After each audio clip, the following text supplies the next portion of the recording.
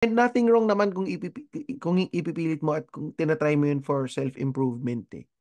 Wag lang siguro Oo. masyadong OA and wag masyado lang in your face mo sa mga tao.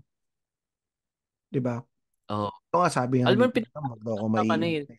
ang pinagkaiba lang ng ano, Englisherong Rockwell tsaka Englisherong call center is yung may flavor na lanyard. Hindi, joke. Yung pinagkaiba lang nila is meron nakasabit na vape sa leeg. Yun na lang Ayun, siguro yung uso pa. medyo. Uso pala yun. Mm. Ba't Sorry. kasi ginawa ID? So, sorry. Galit na naman ako. De, Di ba pero yun, bakit I ano? mean, sa totoo, walang masama maghangad na maging, ano ka, mag-improve ka. Pero ito laging Oo. sinasabi sa akin ng nanay ko, Tawag kahit na dito.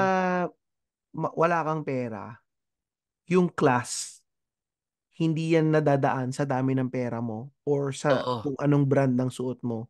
Yung class To- is kung ano yung naging breeding mo nung lumalaki ka.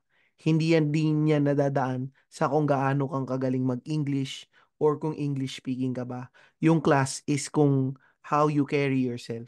Yun yung laging sinasabi ng nanay ko. Yung nanay ko pare, hindi sa pagmamayabang, mukha siyang donya. Nice, Oo. na ano yun, pero puro fancy lang yung mga alahas niya. Yun lagi niyan, yun yung talagang tumatak sa akin na ano na parang Feeling ko si Richard Gutierrez ngayon. oh Parang pare. ganyan.